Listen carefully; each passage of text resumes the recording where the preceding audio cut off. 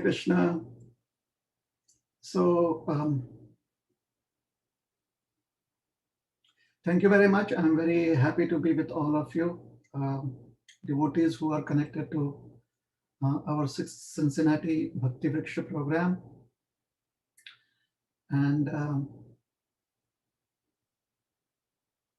I would like to thank Rohinipriya Prabhu for reaching out and letting me have this opportunity to speak about Krishna to all of you. Today, I have an interesting topic to discuss, talk on.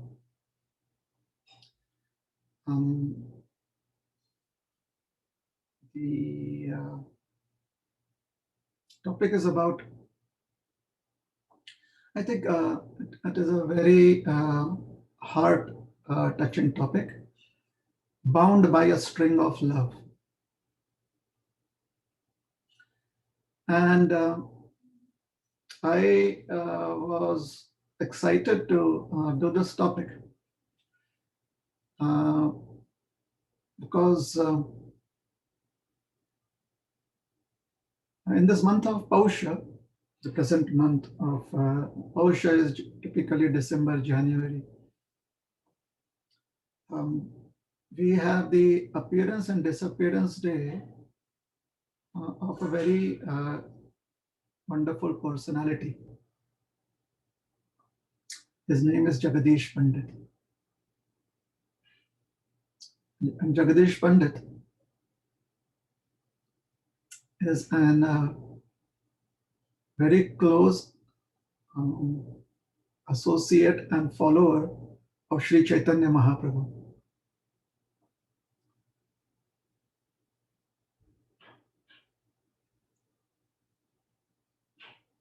Even before Sri Gauranga Mahaprabhu appeared in this world, even before he was born,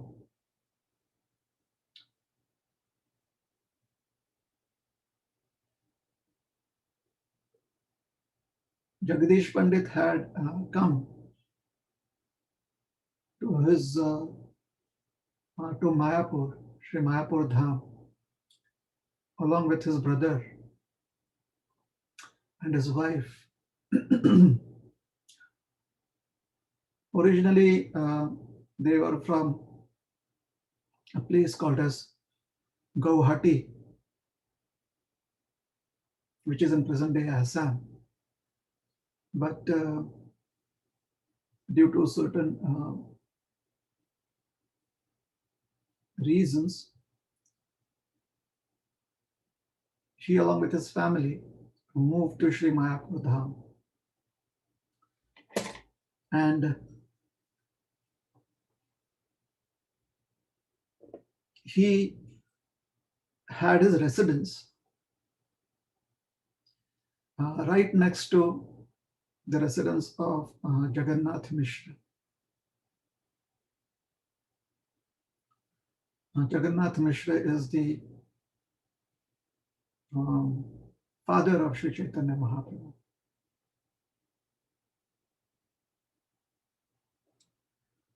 So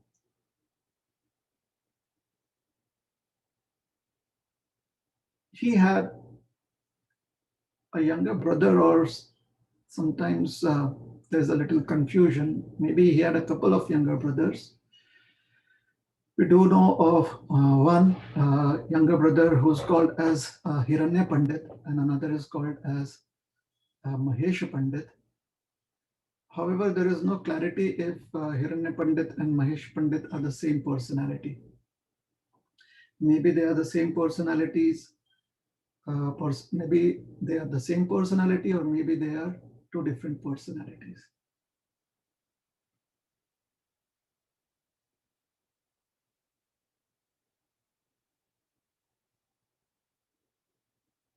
In this human form of life,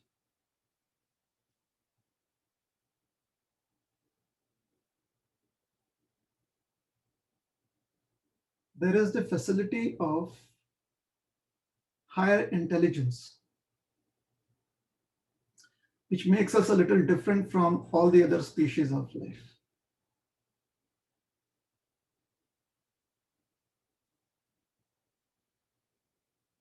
in all the other species of life, the intelligence is not very evolved. When we say it is not very evolved, we mean that other than humans, the ability to fine tune your intelligence is not available, or is not available, or it is not used even if it is available. Therefore, as humans, sometimes it is said that we have what is called as a higher intelligence. What it basically means is that as humans, we can use our intelligence to become curious about the purpose of life.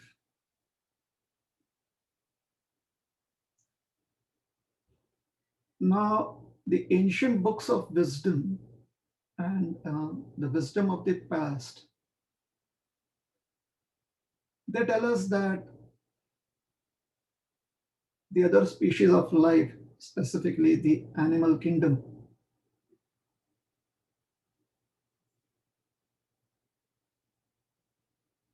there isn't any inquiry as to what is the purpose of life. I was once talking to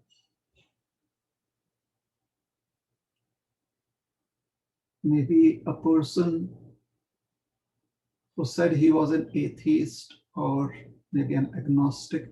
Anyways, and this person, when I was saying that humans have finally fine intelligence or evolved intelligence, and they can use that intelligence to ask what could be the purpose of life.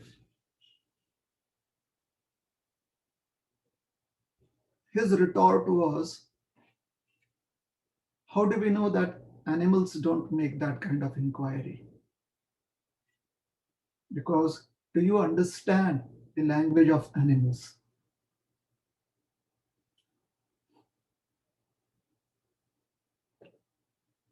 Obviously, we may not understand completely the language of the animals, most probably because they do not have any script. In human society, we have developed various kinds of scripts and we use them for communication.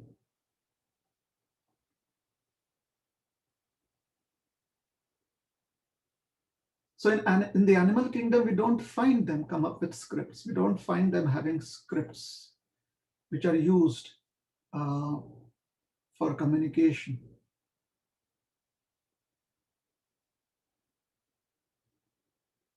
So I said, based on this data, that humans have scripts and these scripts help each other understand the speech. Then they help one human being understand another human being, and help one human understand the feelings and emotions of another. Now, that is a sign of the intelligence having become fine-tuned, the intelligence having evolved. And it is through such languages that are based on scripts, that use scripts to communicate, to help, use scripts to help us understand each other's emotions, each other's needs. It is through such communications, or through such an ability to speak, that humans ask each other, what is the purpose of life? And then we use scripts to not only communicate with one another live, but we also record those scripts for future generations to also understand what kind of discussions had happened in the past. Hence, in human society, we have this rich treasure. We have these references from history or historical discussions, which by the followers of faith are called as scriptures. So these scriptures, they help us become more wise. They help us use our intelligence such that we can evolve into being more compassionate beings, into being more understanding people.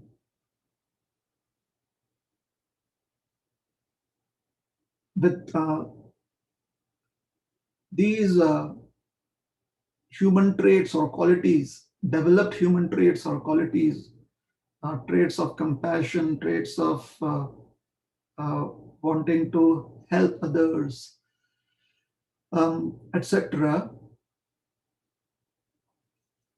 or sacrifice, austerities.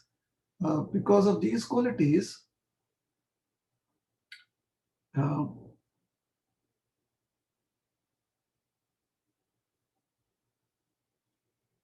we accept this idea that life should have a purpose.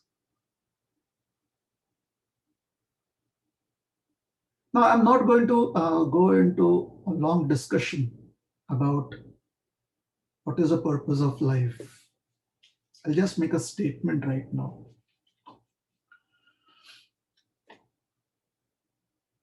Maybe in some other forum or on some other forum, we can have that discussion. The purpose of or goal of life, as has been described by the wise people of the past, or the wisdom of the past, and the intelligentsia of the present,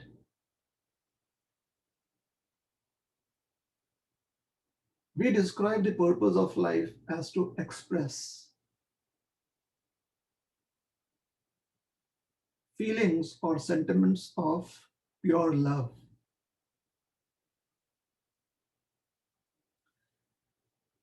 And what facilitates this expression of pure love is service. The idea of pure love is that you serve your beloved. When you care for your beloved, you are concerned about your beloved. These are all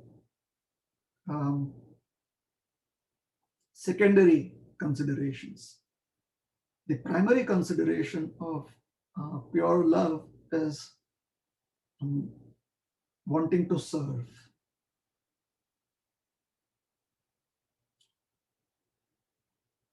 So to be able to exhibit this deep need of pure love is what makes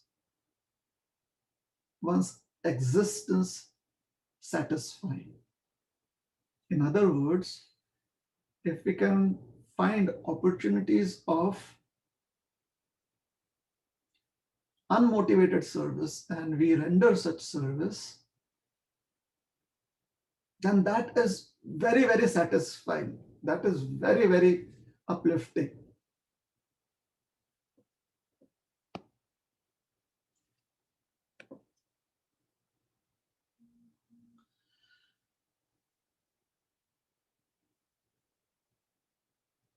When we try to do that, when we understand or we try to express this inherent sentiment which is so pure, which is so pristine, love in the form of unmotivated service, the conclusion is that for this love to be eternal love, the perfect recipient and object of this love would be God, Krishna. The perfect recipient of this unmotivated service would be Krishna, God. One of the primary reasons for this consideration is that God is eternal. And therefore, for love to be eternal, at least the recipient of the love being eternal is helpful. So now if the recipient of love, that is God, or the recipient of loving service, we can say, who is God, is eternal,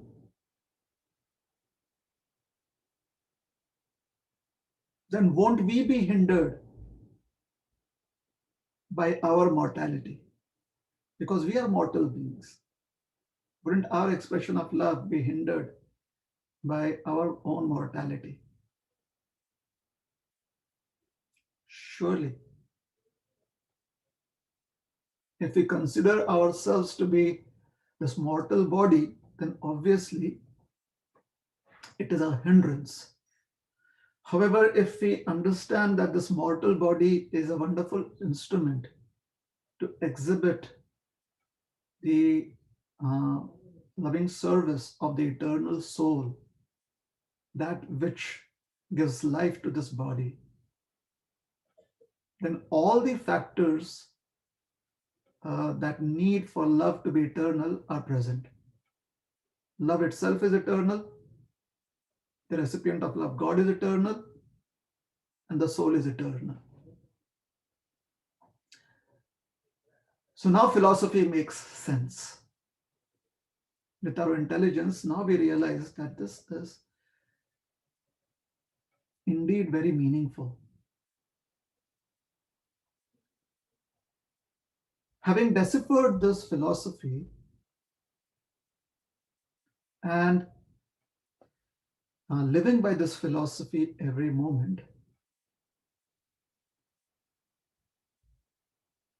there will definitely be these moments in time where we realize how insignificant we are when trying to offer our loving service to God. It is natural, it happens. It is just the expression of our being part and parcel of God. As part and parcel, we are infinitesimally small, whereas Krishna, the all-attractive personality of God, is infinitely big.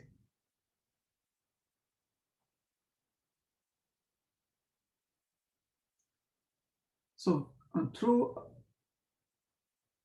hours and hours, and then days after days, and week after week, and month after month, year after year of having practiced this simple, pristine, and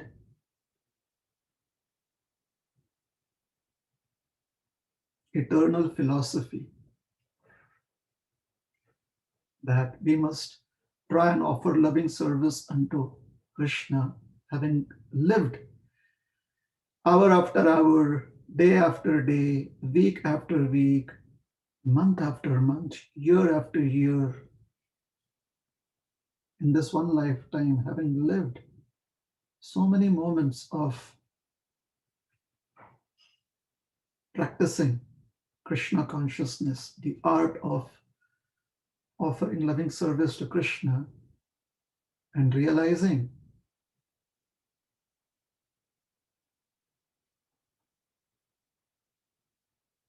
our existence as being a little small or quite small in comparison to the Supreme Lord.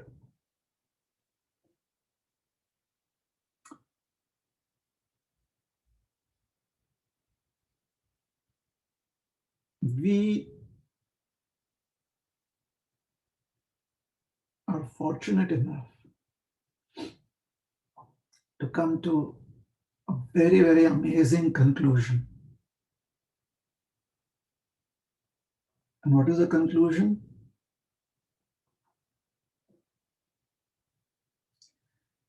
The conclusion is that if I try to express the relationship between me and Krishna through the lens of my life,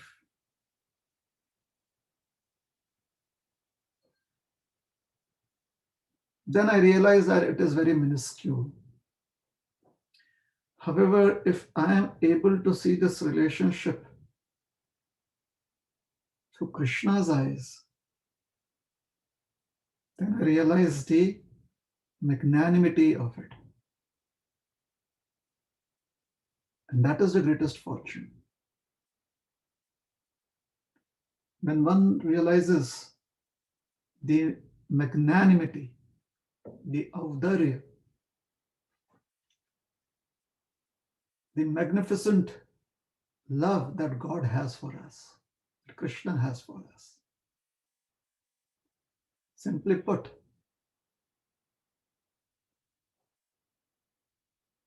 in a single sentence, I can easily say that I can't brag about my love for God, for Krishna, because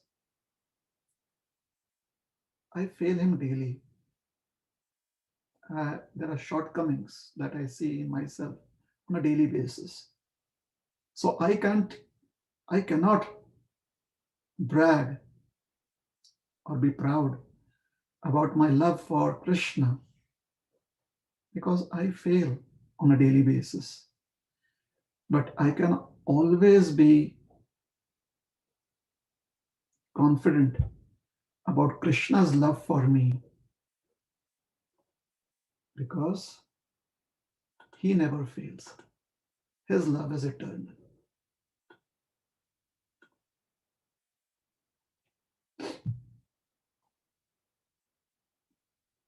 This deep realization is afforded to people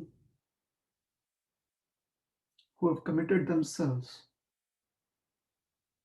to years and years of unflinching, unmotivated, loving service to Krishna. There can be superficial realizations of Krishna's magnanimity. No, one day in a week, or maybe once in a year, we may feel, oh, my love for Krishna is so minuscule, and Krishna's love for me is so magnanimous. Krishna's love for me never fails. My love for him, I fail every day. There may be superficial, this realization may hit us maybe once a week, maybe once in a month, maybe once in a year. Hence it is superficial. This realization becomes deep as a consequence of years and years of practice, years and years of sadhana. Like in India, there are so many various dialects from India. So this is expression, especially, all over India, people somehow or the other try to pick up on the Punjabi dialect. It is like, God, tusi to great ho. My dear Lord, you're just amazing. And your love is so amazing. So that is who Krishna is,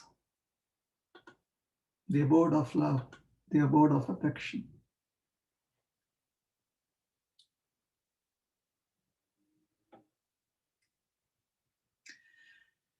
And when we have that, when we are fortunate to have this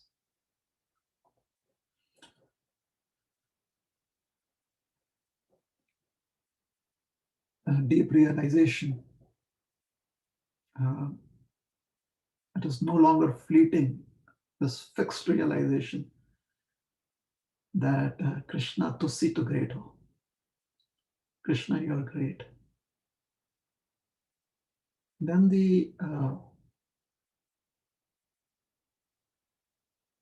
stories that we have heard about great personalities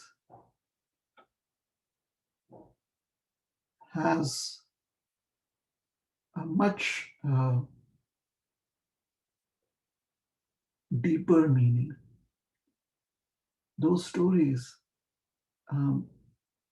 their relevance is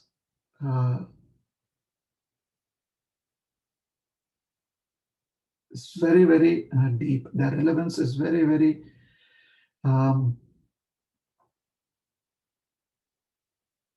it is the relevance of those stories gives us a lot of hope. We become very hopeful. So today we are going to speak about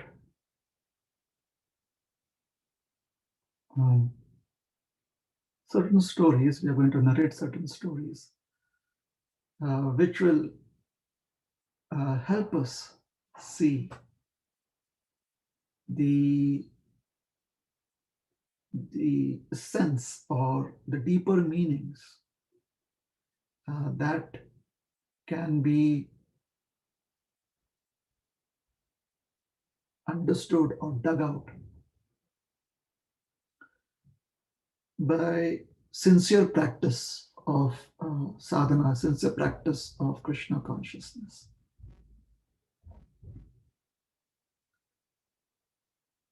When we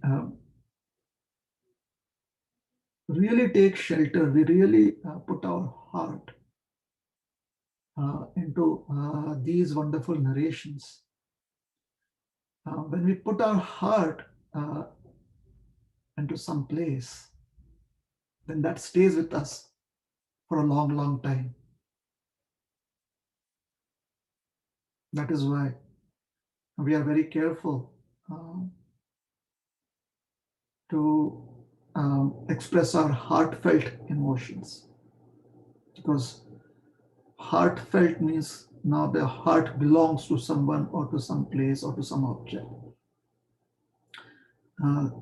which means that now we belong to someone else. We are the property of another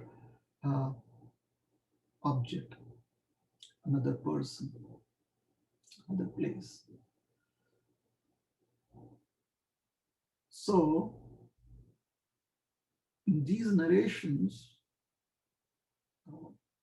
really become heartfelt and not just temporary moving narrations. Not just that we kind of feel moved emotionally for the time being, but these narrations, they really touch our hearts, and it touches us very deeply. It stays with us for a long time.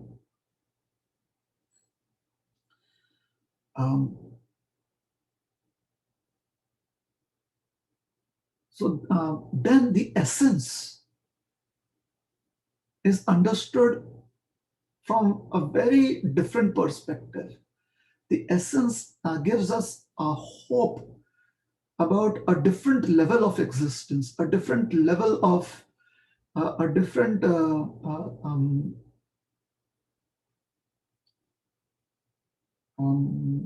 realm of time, a very different realm of time. We become hopeful about that. Sometimes people wonder, is there life after death? Is there a spiritual world? Will we go back to the spiritual world or not? So these narrations give us that kind of hope.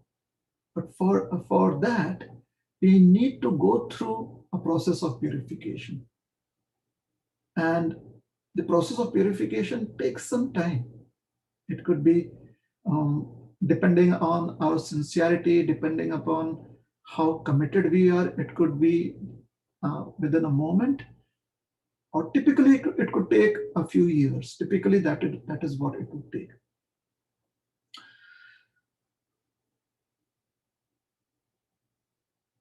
So there was a moment where, after years of practice, we realized that although my love for Krishna falls short, um, and it kind of fails occasionally or maybe on a daily basis, but Krishna's love for me never fails. Beyond that is another realization. And that realization is that Krishna, uh, he becomes the property of his devotee, of his pure devotee. Which, what it means is that Krishna's heart is so much touched by his devotee that Krishna has this heartfelt sentiments or heartful sentiments for his devotee. And such devotees are referenced to as pure devotees. When we say pure, basically it means that they have fully realized the meaning of unmotivated devotional service, unmotivated loving devotional service. They have fully realized it.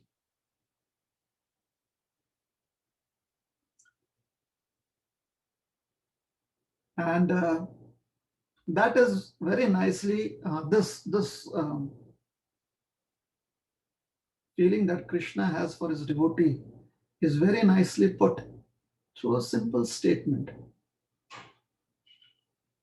Where you go, I will, and where you stay, I will stay. These are Krishna's words for such a dedicated person, for such a pure devotee. Wherever you go, where you go, I will too. And wherever you stay, I will stay. As the Lord of the heart, Krishna exists everywhere as the Paramatma. God is everywhere. At the same time, as the object of a devotee's loving service, as that person who satisfies us by accepting our service, who gives us so much happiness by receiving our service, that person is Bhagavan. That person stays with us, lives with us, goes wherever we go, for he is the Lord and Master of our life. That is a personal God. So Jagadish Pandit, he was very much attached. Along with his whole family, he was very much attached to serving Sri Chaitanya Mahaprabhu. As a young child, Chaitanya Mahaprabhu was called as Gauranga. He was called as Vishwambhar. Most often, he was lovingly addressed as Nimai. Jagadish Pandit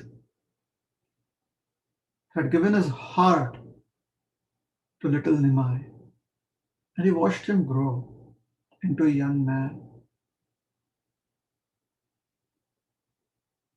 He He saw him transform from a scholar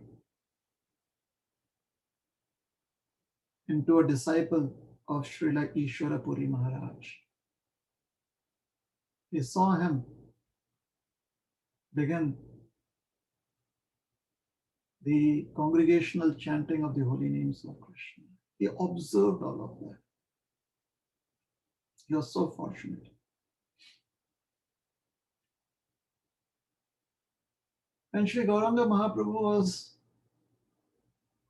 still a young man and living in Navadvip, one day he asked Jagadish Pandit to go to Sri Nilachal Dham.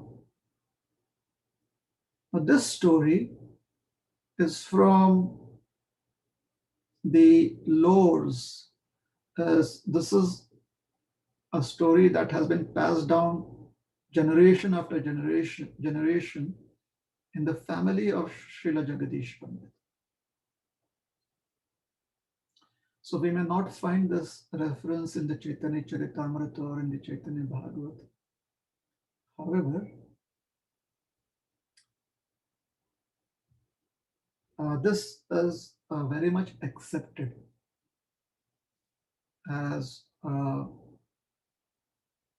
true story. It is a historical event that has been recorded in the family history of Jagadish Pandit.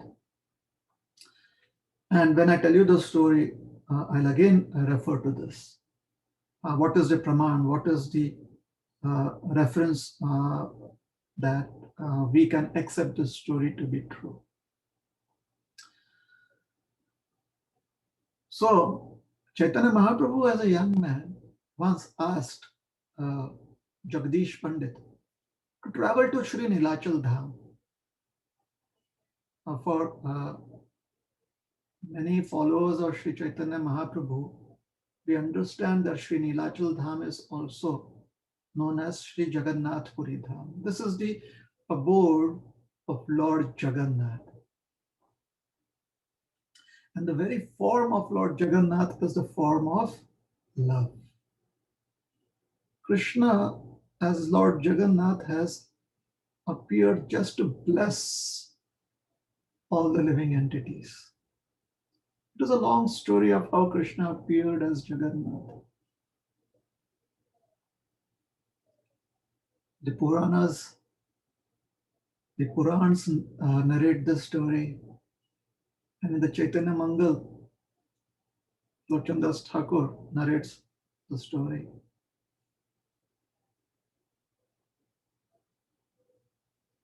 Lord Jagannath is the Lord that offers his mercy in the form of prasad. When you speak of prasad, which means food. His mercy is present in the form of food. So much so that Lord Jagannath sleeps only for a couple of hours through the night, and to the rest of the day and the evenings, he receives his devotees and gives them darshan, and he is offered so many preparations, and all of them are given to his devotees in the form of prasad. So if you go to Jagannath Puri, no one in Jagannath Puri can ever go hungry. Hundreds upon thousands upon millions of people can come to Sri Jagannath Puri, and there would be never any shortage of food. Prasad is present in abundance in Sri Jagannath Puri. And the reason why Lord Jagannath, as explained by Lochandas Thakur, the reason is that Lord Jagannath specifically appeared on the insistence of our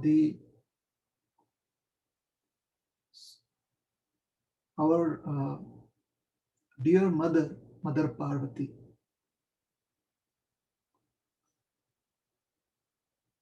The mother of this universe, Mother Parvati. She asked Lord Krishna to appear in the form of Lord Jagannath and give his mercy in the form of prasad. She did tapasya to receive the prasad of Lord Jagannath. And then she asked Lord Jagannath to be merciful on all the living entities in the entire universe. So that is Lord Jagannath. Most merciful form, one of the most merciful forms of the Lord. And he lives in Sri Jagannath Puri, Sri Nilachala Dham. So Chaitanya Mahaprabhu asked Sri Jagadish Pandit to go to Sri Nilachala Dham. Jagadish Pandit was not very much inclined to do so. The reason being that he loved Lord Jagannath. He wanted to have the darshan of Lord Jagannath. However, his heart was broken just thinking that he would have to be away from Sri Gauranga Mahaprabhu for days and days and days. So Chaitanya Mahaprabhu insisted that he do so. So having received the instruction of Sri Chaitanya Mahaprabhu, Jagadish Pandit traveled to Sri Nilachala Dham. Chaitanya Mahaprabhu convinced him that he should go, travel to Sri Jagannath Puri, and on the way, he should try and preach the glories of the holy names of Krishna and of the Sankirtan movement. So Jagadish Pandit followed his orders and he went to Sri Jagannath Puri Dham, Sri Nilachal Dham.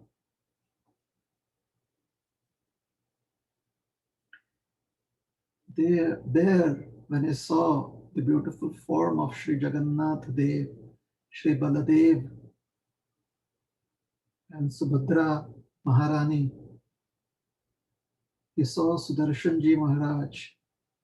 He saw the Lord being served with so much of love and devotion. He saw them in their beautiful, majestic forms.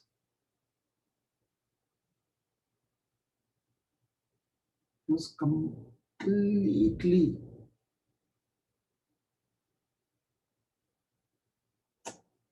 amazed and totally in love with Lord Jagannath. So much so that Jagadish Pandit forgot about eating and sleeping, and all he could see was the beautiful day and night. All he would see was Lord Jagannath within his heart. The Lord with his beautiful, beautiful, huge eyes. Chakada. Lord Jagannath is called as the Lord with his mesmerizing, huge eyes.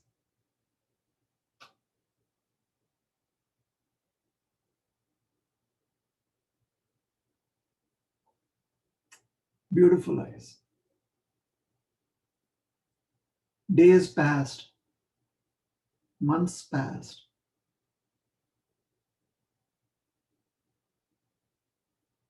A few devotees who had come to Jagannath Puri from Bengal, they passed on a message to him that Sri Chaitanya Mahaprabhu is asking you to come back to Bengal, to Mayapur. Jagdish Pandit was so happy. He was so blissful. It felt as if he was coming out of Vanavas. Again, he would be in the presence of Sri Gauranga Mahaprabhu. For the last time, he went to see the beautiful darshan of Lord Jagannath. And then the ground simply slipped from under his feet. He couldn't stand up. His legs were shaking, his body was trembling. He was crying tears incessantly. Just a thought that he would no longer be able to see Jagannath.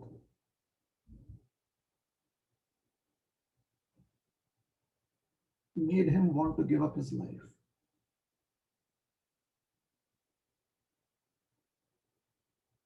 These are strange things that happen in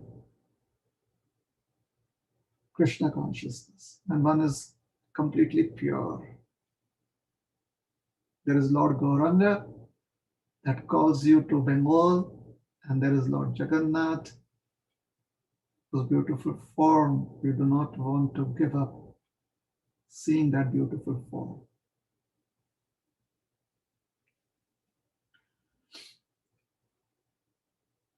This Pandit was crying inconsolably.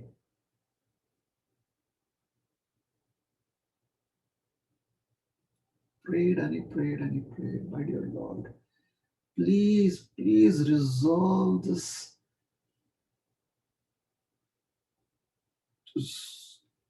emotion, this feeling of sadness. Please find a resolution to this. My heart is simply breaking.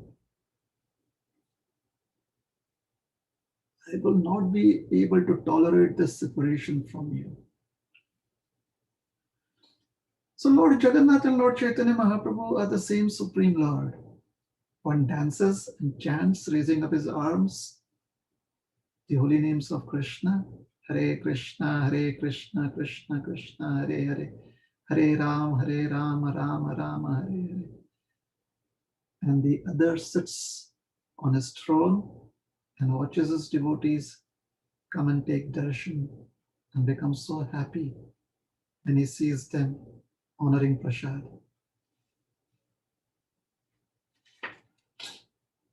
So one Lord dances in Kirtan, that is Chaitanya Mahaprabhu, and the other Lord smiles from year to year. Smiles his big smile, seeing his devotees honor prasad. Now, Lord Jagannath had become attached to Jagadish Pandit.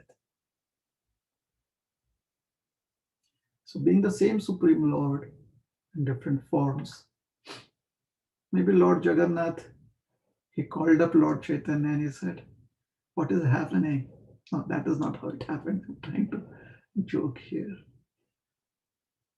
But Lord Jagannath realized that in this age of Kali, this is the Yuga Dharma, the chanting of the holy names of Krishna, especially the congregational chanting of the holy names of Krishna. And he knows that he has appeared as Sri Gauranga Mahaprabhu, that Sri Gauranga Mahaprabhu has appeared to facilitate this Yuga Dharma, to establish the congregational chanting of Harinam Sankirtan. And Lord Jagannath realized that Jagdish Pandit had to go back to Bengal. So what Lord Jagannath did was something very interesting. You see, every 12 years, this is calculated as a special tithi. Every 12 solar years or human years, the human solar years, Lord Jagannath, he changes bodies. That is called as Navakaleva. So Lord Jagannath is in the form of wood, and he, along with his brother and sister Baladev and Subhadra and Sudarshan ji, they change bodies. They accept a new form. So a new form of the Lord is carved out of special wood. It's a huge process. It has been going on for generations. It has been going on for centuries now. For kalpas, this process. Sometimes instead of 12 years, this happens every 11 years. Sometimes it happens every 13 years. It happens after 13 years. But on an average, every 12 years, Lord Jagannath changes bodies. Navakalevar. So the old body, that is the previous body, we should say, that is put into samadhi, that is buried in a special place called as Koilo Vaikuntha. It is within the precincts, it is within the Jagannath Puri temple precincts, the Samadhi Sthal. So, and the new form is then worshipped for the next 11 or 12 or 13 years. It's a very, very important event in the lives of those who worship Lord Jagannath in Jagannath Puri. So that year when Jagdish Pandit had come was the year of Navakalevar. So what Lord Jagannath did, he appeared in the dream of the king of Jagannath Puri, Puri Raj. And when the Lord appears in the dream of the king, the king takes those dreams seriously, especially if there are instructions in those dreams. So Lord Jagannath, he told Puri Raj that this year, don't put my body into samadhi. Offer me to Jagdish Pandit. Baladev and Subhadra can be put into samadhi. But me, you don't put into samadhi. You give me to Jagdish Pandit. And then he also appeared in the dream of Jagdish Pandit, and I told him that tomorrow you should go to the temple and the king of Puri, Puri Raj, will be there with some instructions, with some good news for you. So the next day, Jagdish Pandit goes to the temple, and Puri Raj is there, the king of Puri.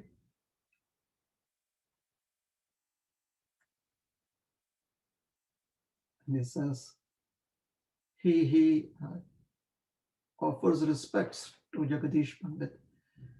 And he says, these are the instructions of Lord Jagannath. So after the Navkalevar ceremony, please come to the temple and we will give you the form of Jagannath. So Jagannath, the new form will be established in the temple, and the old form, the previous form of Jagannath, would be given to Jagdish Pandit.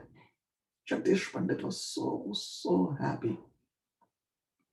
In happiness, he just was dancing up and down. He was just chanting the holy names of Krishna. The entire day passed, and Lord Jagannath went to sleep for the night. Jagdish Pandit was resting in the night when a thought hit him. He was like,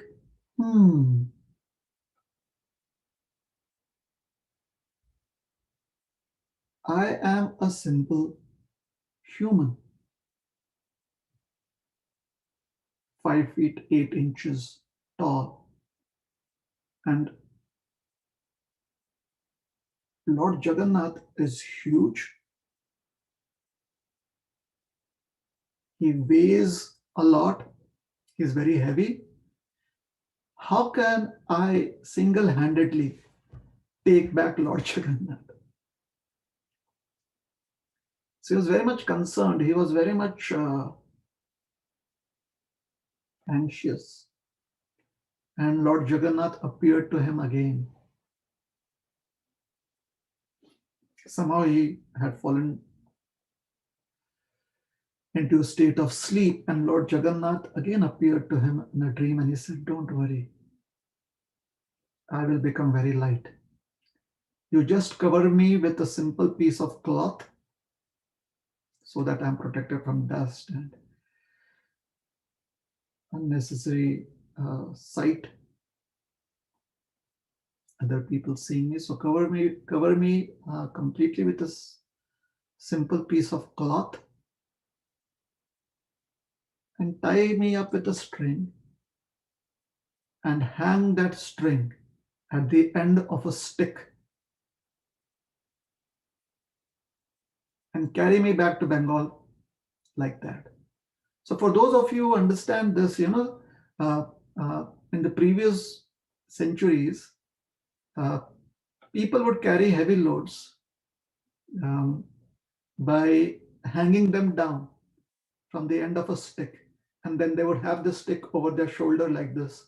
The stick would be, one end of the stick would be on their shoulder, and it would be a little long stick, and at the other end there would be the object hanging on it. And in this way you could carry, it had to be bamboo stick because bamboo is quite sturdy, and you could carry your weight over long distances. So Lord Jagannath agreed, or Lord Jagannath gave him that idea that you can carry me um, to your house, to your home, and in this way we shall be together forever. So Jagadish Pandit was very happy because the Lord had assured him that he would cooperate, or he would facilitate, it would be easy for him to carry him back to Bengal. At the same time, the Lord also warned him. He said, however, if you ever put me down on the ground, ever, then I will not move from that place. I will stay in that place. I will not go back with you, go any further with you. So Jagadish Pandit thought that, okay, it is going to take me a few days, maybe even a week or beyond that, to travel to Bengal on foot. So why don't I take a couple of other people, I hire them, and they would also help me, assist me in cooking for Lord Jagannath. Because, the human body, we need to respond to certain bodily needs every day. When we need to pass water, or answer the call of nature, or eat. So the idea was that they would share this duty of carrying Lord Jagannath, and Lord Jagannath would not be put on the ground. So he brought two assistants with him. And for days they traveled from Jagannath Puri with the Lord on that bamboo hanging there, Lord hanging on that bamboo. That is why I kind of entitled this discussion as Bound by a String of Love.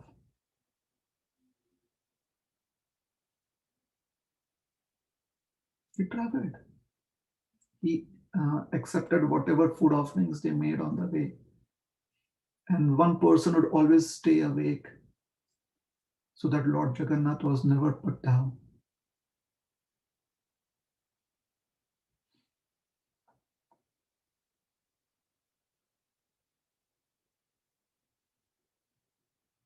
Most of you would understand that there is a twist in this story. And yes, there is a twist. When they came to the banks of the river Ganga, very close to Mayapur, they actually were following the river Ganga for quite some distance. When they came to this place where previously, in a previous age, in Satyuga, King Bhagirath, who was traveling with Mother Ganga towards where his ancestors had been cursed and the skeletons were, so that Mother Ganga's celestial waters could liberate them. So when they were traveling, we know that Mother Ganga travels up to the place of Ganga Sagar where she meets the Bay of Bengal. So on the way, Mother Ganga was passing through Mayapur, through Navadvip. So at that time, when she was traveling and Bhagirath was following her on his chariot, somehow or the other, Bhagirath's chariot got stuck in the sand. The wheel of his chariot got stuck in the sand. And it sunk. It sunk quite a bit. It almost sank completely. So from there on, Bhagirath had to travel on foot. But luckily for him, Mother Ganga couldn't go much further because she went to the ashram of Jahanu Muni. And King Bhagirath could catch up with her. So because the chakra, the wheel of the chariot sunk into the sand at that place. That place was called as Chakradaha. But over the period, over the years, who calls Chakradaha? So people started calling Chakradaha as Chakradaha. So about 550 years ago, this place was still called as Chakkada.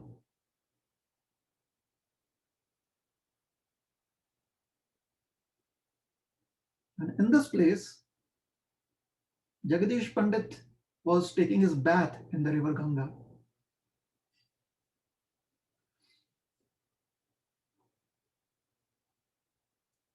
I'm sorry, the light is hitting me, so it is kind of feeling a little itchy. So Jagadish Pandit was taking his bath in the Ganga. And one of the Brahmanas who was carrying Lord Jagannath, he had some urgent call. And seeing no one around and not really knowing, Lord Jagannath had not revealed to him that he should not be put down. So that Brahman, he felt that, well, no one is here, so I may just put down Lord Jagannath for a moment. And before anyone else comes, before Jagadish Pandit comes back from his bath, I will pick him up again. So he put Lord Jagannath down there. And Jagadish Pandit came. He was horrified. And then they tried to lift up Lord Jagannath, but Lord Jagannath felt so heavy, they couldn't move him. So Jagadish Pandit realized that Lord Jagannath wants to stay here.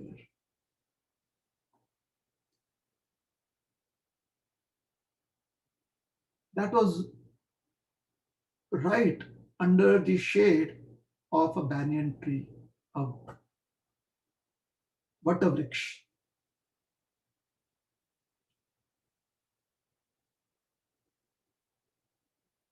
So Lord Jagannath, he wouldn't move. He would stay there. So what Jagadish Pandit did was, he gave up his home, his residence in Sri Mayapur Dham. And he moved to Chakkada. And he served Lord Jagannath for the rest of his life. He moved there along with his family. Very soon, Sri Chaitanya Mahaprabhu would take sannyas and go to Nilachal Dham. However, Jagdish Pandit,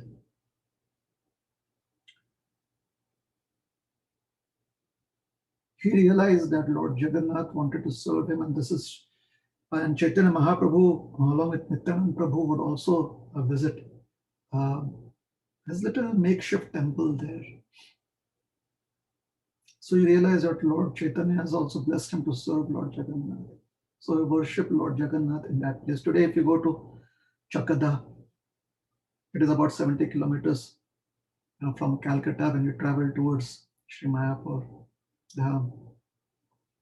You'll still find the temple of Lord Jagannath. The huge festival of the bathing ceremony of Lord Jagannath is still celebrated till today. Now we have a Gaudiya Mutt there that serves Lord Jagannath. So this is Lord Jagannath of Chakkada. Where the Lord she expressed his desire to move uh, along with his devotee from one place to another place. Where you go, I will, and where you stay, I will stay. So this is the wonderful reciprocation that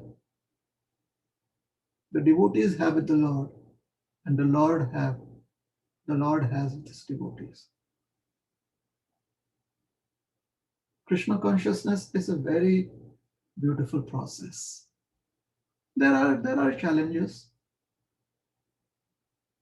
There are moments of weaknesses. There are difficulties. There are moments of happiness. So there are ups and downs. However, that only happens when one is a practicing devotee, when there is a sadhaka.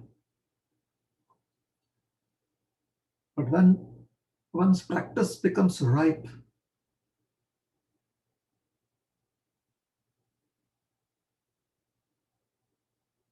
when one's devotional practice becomes mature, when the sweetness of Krishna completely engulfs us 24/7.